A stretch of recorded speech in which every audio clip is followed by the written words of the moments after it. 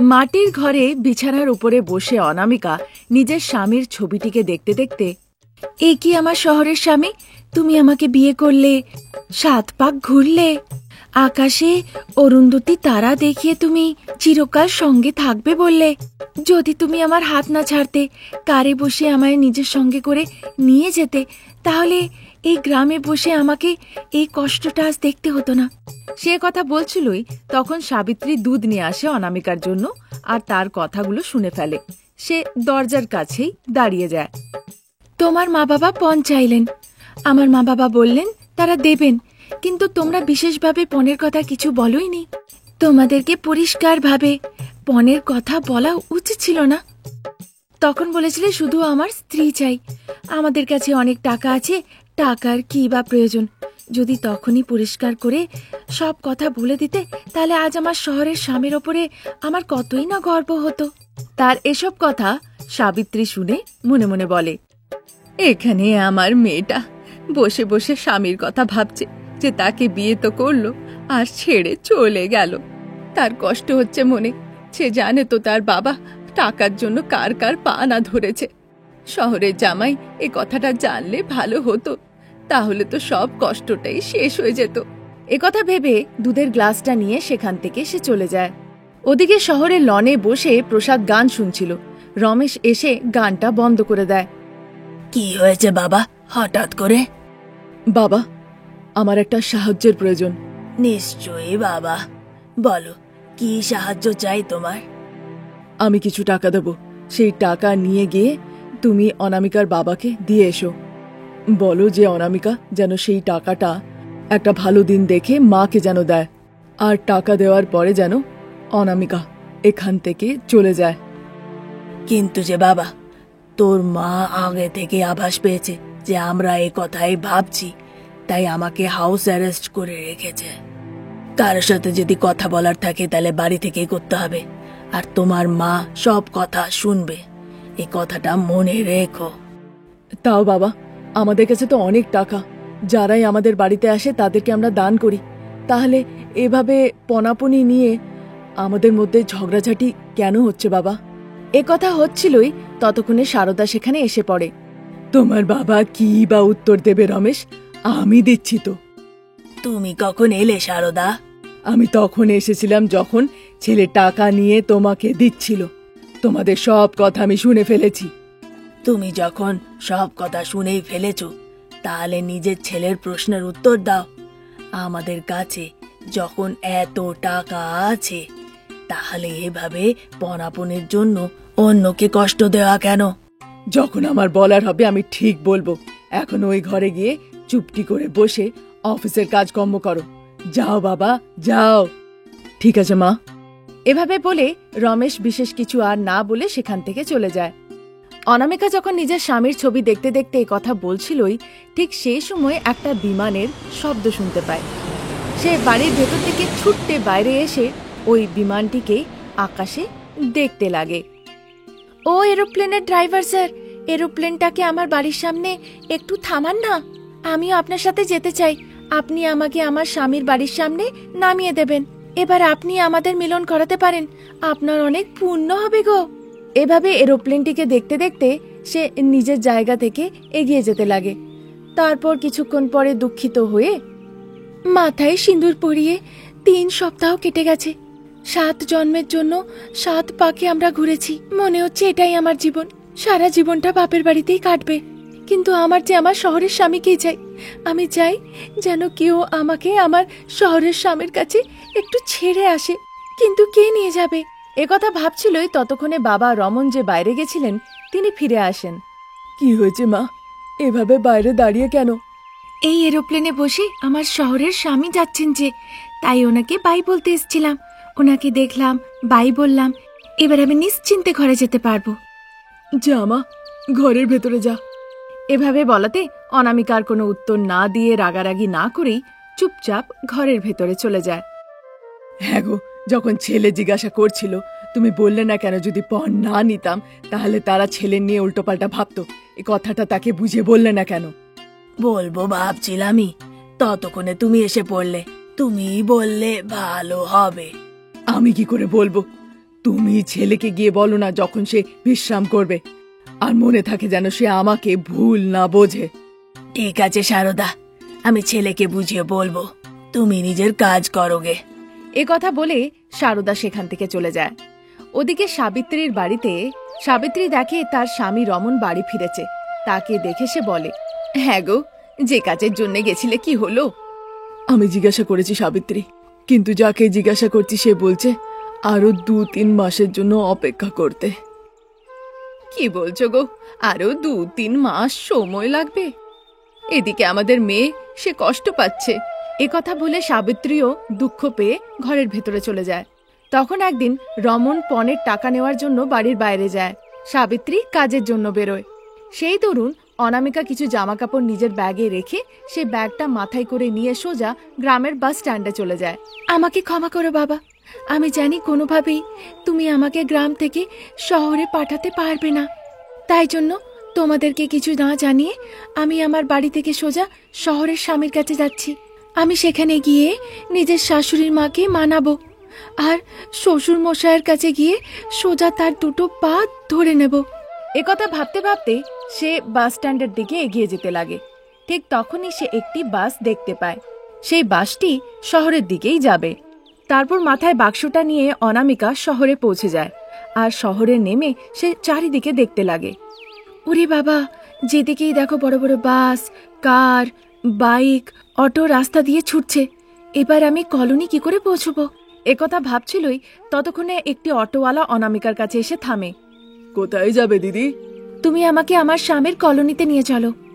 আচ্ছা, সে আমি চলে যাব, কিন্তু সেই কলোনির নাম কি? বললাম তো, আমার স্বামীর কলোনিতে নিয়ে চলো। কি বললে? তোমার স্বামীর কলোনি? সেটা আবার কোথায়? এটা শহর তো, তুমি কোথায় সেটাও জানো না, আর এখানে তুমি অটো চালাচ্ছ? এ কথা শুনে অটোওয়ালাও ভীষণ আশ্চর্য হয়ে যায়। আগে বলো, তোমার স্বামী কোন শহরে থাকেন? শহর বললাম তো, আবার জিজ্ঞাসা করছো কোন শহরে? তুমি কিচ্ছু জানো না। এই দেখো, এই ছবিতে তুমি যাকে দেখছো উনি আমার স্বামী। আমার ওনার বাড়িতে যাওয়ার আছে। এভাবে বলাতে অটোওয়ালা আর কোনো উত্তর না দিয়ে সেখান থেকে সে চলে যায়। তখন রাত্রিবেলা যখন রমন আর সাবিত্রী জানতে পারে যে অনামিকা শহরে গিয়েছে, তারা তাড়াতাড়ি ফোন করে প্রসাদকে পুরো কথাটা জানায়। সে কি কথা বলছেন? অনামিকা তো আগে কখনো শহরে আসেনি। আমি গিয়ে বরঞ্চ তাকে খুঁজি। আপনি একটু ধৈর্য রাখুন। এ কথা বলে তিনি ফোনটা রেখে দেন। তারপর সঙ্গে সঙ্গে রমেশকে পুরো ব্যাপারটা জানান। সারদার বারবার মানা করা সত্ত্বেও প্রসাদ আর রমেশ তার কোনো কথাতেই কান দেয় না। তারা দুজনেই নিজের নিজের গাড়ি নিয়ে অনামিকাকে রাস্তায় খোঁজার জন্য বেরিয়ে পড়ে। তারা রাস্তা দিয়ে যেতে যেতে চারিদিকে শুধু অনামিকাকেই খুঁজতে লাগে। ওদিকে অনামিকা দুঃখিত হয়ে রাস্তার একধারে বসে পড়ে। যে খাবার সে এনেছিল সেটা খায়, আর যে কম্বল সে সঙ্গে এনেছিল সেটা ঢাকা দিয়ে সে রাস্তার ধারেই শুয়ে পড়ে। ঠিক তার পরের দিন গ্রামের মেয়ে অনামিকা একটি মোষের ওপরে চেপে বসে, আর সেখান থেকেই সে নিজের স্বামীর ছবিটি সবাইকে দেখিয়ে বলে, স্যার, ম্যাডাম, বোন, ভাই, ইনি আমার শহরের স্বামী। যদি আপনারা এনাকে চেনেন তো একটু অ্যাড্রেসটা বলুন না। এভাবে সে চিৎকার করে বলে। ঠিক সেই সময় জৈত্রা টিভির রিপোর্টার কৃষ্ণা তাকে দেখে ফেলে এবং শুট করে সেটা অফিসে নিয়ে আসে। আর জৈত্রা টিভিতে এই খবরটিকে ব্রেকিং নিউজ হিসেবে চালানো হয়। নমস্কার, জৈত্রা টিভিতে আপনাদের স্বাগত। এবার আমরা ব্রেকিং নিউজ দেখব। শহরে আসা গ্রামের বৌমা স্বামীর ছবি নিয়ে সে শহরের চারিদিকে ঘুরে বেড়াচ্ছে। যেহেতু পায়ে ব্যথা হচ্ছিল, তাই মোষের ওপরে চেপে গিয়ে সে তার স্বামীর ছবি সবাইকে দেখাচ্ছে। স্বামীর নাম সে মুখে নিতে চাইছে না, তাতে সে একটু লজ্জা পাচ্ছে। অ্যাঙ্কার যখন এই খবরটি বলছিল, তখন রমেশ আর প্রসাদ দুজনেই টিভি দেখছিল। শহরের জামাই বাবা যে এখানে থাকেন, আপনার জন্য গ্রাম থেকে একটি মেয়ে সোজা দেখা করতে এসছে। আপনি তাকে এসে সঙ্গে নিয়ে যান। লোকেশন জানার সঙ্গে সঙ্গে রমেশ আর প্রসাদ দেরি না করে বৌমা যে মোষের ওপরে চেপে ঘুরে বেড়াচ্ছিল তাকে নেওয়ার জন্য বেরিয়ে পড়ে। অনামিকা তাদেরকে দেখে মনে মনে ভীষণ আনন্দিত হয়। তারপর তারা অনামিকাকে সঙ্গে করে নিয়ে গাড়িতে বসে বাড়ি ফেরে। বাড়ি ফিরে সারদাকে তারা রাজি করায়। ছেলের জন্য এত ভালোবাসা দেখিয়ে সে গ্রাম থেকে সোজা শহরে এসে গেছে, আমাকে তো তাকে বৌমা রূপে মেনে নিতেই হবে। অনামিকা তাড়াতাড়ি করে এসে শাশুড়ি মার পা ছুঁয়ে আশীর্বাদ নেয়, আর তারা সবাই একসাথে আনন্দে জীবন কাটাতে লাগে। এই ছিল আজকের গল্প। নতুন গল্প নিয়ে আমরা খুব তাড়াতাড়ি হাজির হব। ততক্ষণের জন্য নমস্কার। রমেশ খুব চিন্তিত অবস্থায় কাঠের বান্ডেলগুলো নিয়ে আসে। অনামিকা নিজের মেয়ে ভাবনাকে পড়াশোনা করাচ্ছিল। রমেশ কাঠগুলোকে উনুনের পাশে রেখে দেয়। অনামিকা, তারা কোথায়? কে? তুমি কাদের কথা জিজ্ঞাসা করছো গো? মানে তারা এখনো আমাদের বাড়ি আসেনি। ওফো, তুমি কার নিয়ে জিজ্ঞাসা করছো? যখন থেকে এসেছো শুধু বলে যাচ্ছ তারা তারা। তারা কে একটু শুনি দেখি। হ্যাঁ বাবা, সে কে? অনামিকা, বাইরে এসো তো, কিছু প্রয়োজনীয় কথা বলার আছে। আমি খুব ভালো করে জানি ভেতরে গেলে তুমি কি কথা বলবে। আমি তাই মোটেও আসবো না। তোমার যদি কিছু বলার থাকে এখানেই তুমি বলো। ওফো অনামিকা, এখন আমি খুব চিন্তায় আছি। চিন্তায় আছো? সেটা কি জন্য গো? কি জন্য চিন্তিত বলে দিলে আমি জানি তুমিও চিন্তায় পড়ে যাবে অনামিকা। আমি চিন্তায় পড়ে যাব। আসল ব্যাপারটা কি গো? যখন আমি জঙ্গলে কাঠ কাটছিলাম ঠিক সেই সময় অমৃতা আর অজয় এই গ্রামের দিকেই আসে। মনে হলো আমাদের বাড়িতেই তারা আসছে। এসে দেখলাম তারা এখানে আসেনি। যদি অমৃতা অজয় হয় গাড়িতে, বা অন্য কেউই বা হোক, তুমি এত চিন্তিত কেন? আমার তো মনে হচ্ছে তুমি একটা কিছু ভুল দেখেছ। কোনো অন্য অজয় অমৃতাকে এই গ্রামে আসতে দেখে তুমি উল্টোপাল্টা ভেবেছ। অমৃতা আর কেউ নয়, তোমার নিজের বড়লোক বান্ধবী। আর অজয়, যে তোমাকে কখনো খুব ভালোবাসতো। যেই মুহূর্তে তুমি আমার গলায় মঙ্গলসূত্র পরিয়েছ সেদিন থেকে, সে সময় থেকে আমি সব কিছু ভুলে গেছি। এটাও ভুলে গেছি যে অজয় আমাকে কখনো ভালোবাসতো। কিন্তু তারা আমাদের গ্রামে কেন এসছে? এসব কথা ভাবা বন্ধ করে যাও দেখি চাষের জমির দিকে। শাশুড়ি মা বলেছেন আর সেখানে গিয়ে তিনি সব ঘাসগুলো কাটবেন। অনামিকার এভাবে বলার পরে রমেশ সেখান থেকে চলে যায়। খুব সুন্দর ফুলের বাগানের মধ্যে একটা গেস্ট হাউস ছিল। বাইরে দুটো চেয়ার রাখা ছিল যেখানে বসে অমৃতা আর অজয় চা খাচ্ছিল। ঠিক সেই সময় কাজের লোক কমলা সেখানে এসে হাজির হয় আর মনে মনে ভাবে, দেখতে সুন্দর আর ভালো লোকেদেরই কিন্তু মাথায় ভালো বুদ্ধি হয় না। তাই বোধ হয় না জেনেই যে অজয় বাবু কি রকমের মানুষ তাকে বিয়ে করে নিল। নিজের মৃত্যুর দিকে এগিয়ে সে নিজেই এসেছে, কারণ অজয় সুন্দরী মেয়েদেরকে বিয়ে করে এখানে নিয়ে আসে, তারপর তাদেরকে হত্যা করে দেয়। একথা ভাবছিলই ততক্ষণে, কিছু প্রয়োজন হলে আমি তোমাকে ডাকবো, এখন তুমি ভেতরে যাও, গিয়ে নিজের কাজ করোগে। আচ্ছা দিদিমণি। একথা বলে কমলা সেখান থেকে চলে যায়। এই গ্রামে এত সুন্দর গেস্ট হাউস আছে তা নিয়ে তো তুমি কখনো বলনি। তোমাকে আমি সারপ্রাইজ দিতে চাইছিলাম, তাই তোমাকে জানাইনি অমৃতা। এটা খুব সুন্দর। এই উপহারটা আমি কখনো ভুলবো না। চিরজীবন আমি মনে রাখবো গো। ঠিক আছে অমৃতা, তুমি চা খেয়ে ঘরের ভেতরে চলে যেও। ভয় পাবে না কিন্তু। আমি শহরে যাচ্ছি কিছু খাবার দাবার জিনিস নিয়ে আসার জন্য। ফিরে আসতে তোমার কত সময় লাগবে গো? হ্যাঁ, শহরে গিয়ে আসতে অন্তত 1 ঘন্টার মতন সময় তো লাগবে। কিন্তু কেন অমৃতা? 1 ঘন্টা একা গেস্ট হাউসে বসে আমি কি করব? আমি কমলাকে সঙ্গে করে নিয়ে একটু গ্রাম ঘুরে আসব। আচ্ছা বেশ, যাও, গিয়ে গ্রামটা ঘুরে এসো। ততক্ষণ বাকি ব্যবস্থাগুলো করছি। Thank you Ajay. একথা বলে অমৃতা কমলাকে সঙ্গে করে নিয়ে মাটির রাস্তা হয়ে যেতে লাগে। কমলা, এই গ্রামে অনামিকা কোথায় থাকে তুমি জানো কি? অনামিকা দিদি, সে তো খুব ভালো মানুষ, তাকে আবার কে জানে না। ওর বাড়িতে আমাকে নিয়ে চলো কমলা। আমরা দুজন খুব ভালো বান্ধবী।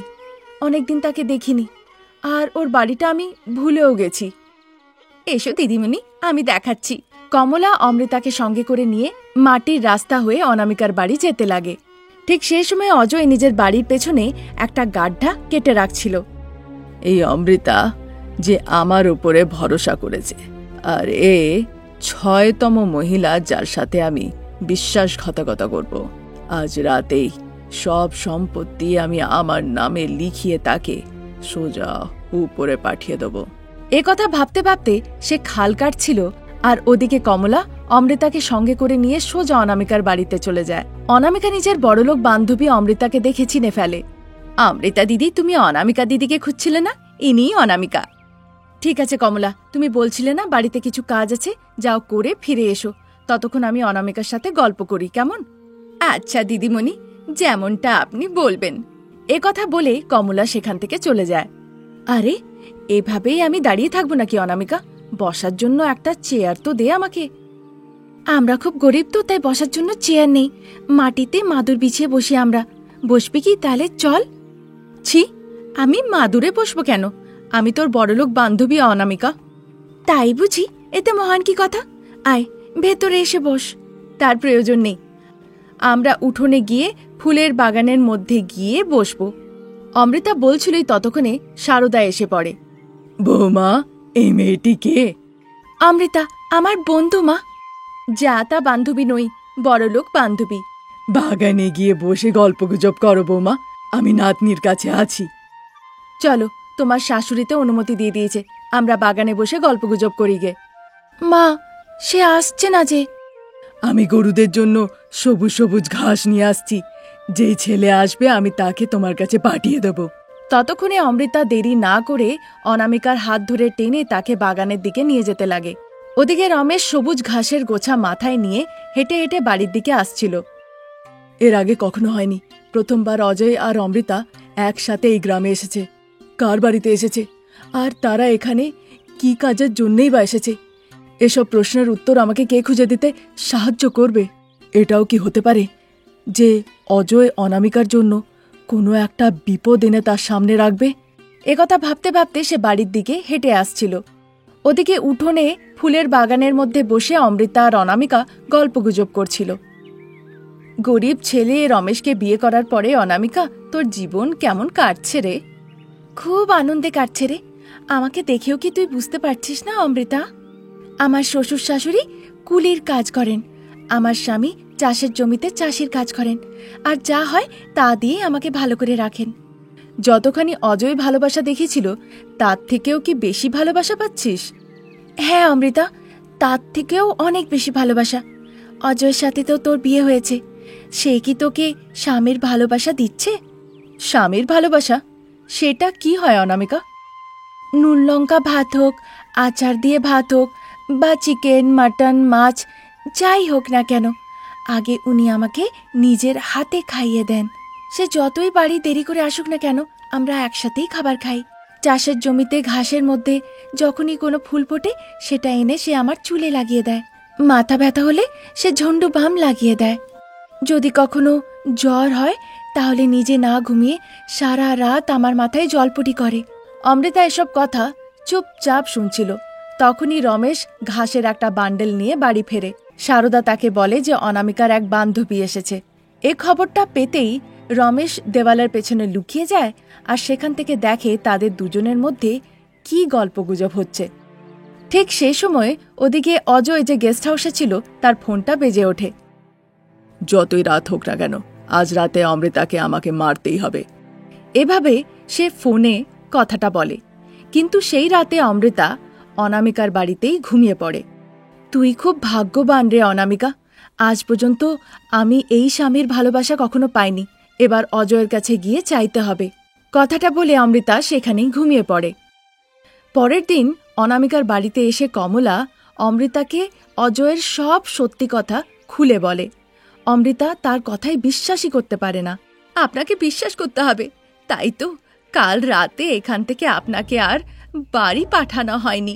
একথা হচ্ছিল ততক্ষণে অজয়ের গাড়িটি এসে অনামিকার বাড়ির সামনে থামে। ভয়ে ভয়ে অমৃতা গিয়ে গাড়িতে চেপে বসে। গাড়িটি এগিয়ে যেতে লাগে। অমৃতা, তোমার বাবা সব সম্পত্তি কি তোমার নামে করে দিয়েছেন? না অজয়। এই কথাটির থেকে অমৃতা অজয়ের মানসিকতাটা বুঝতে পেরে যায়। ওদিকে রমেশ আর অনামিকা নিজেদের মধ্যে বলাবলি করছিল। অনামিকা, যখন আমি বলেছিলাম তুমি মানোনি। এখন এসব কথা বলে কি আর লাভ? গরিব বৌমা নিজের বড়লোক বান্ধবীর প্রাণ বাঁচিয়েছে, এটা বড় কথা নয়? তুমিই বলো। তখন থেকে রমেশ আর অনামিকা একসাথে সুখময় জীবন কাটাতে লাগে। এভাবে অনামিকা নিজের বান্ধবীকে অজয়ের সব কথা এক এক করে খুলে বলে আর খুব চালাকির সাথে অজয়ের হাত থেকে তার প্রাণ বাঁচায়। অমৃতাও বুদ্ধি খাটিয়ে নিজের সম্পত্তি নিয়ে কোনো কথা অজয়কে জানতে দেয় না আর অজয়ের হাত থেকে নিজেকে বাঁচাতে সক্ষম হয়। এটি ছিল আজকের আমাদের গল্প নতুন গল্প নিয়ে খুব তাড়াতাড়ি হাজির হব। আপনাদের এই গল্পটি কেমন লাগলো সেটা কমেন্ট সেকশনে নিশ্চয়ই লিখে জানাবেন। Thank you for watching.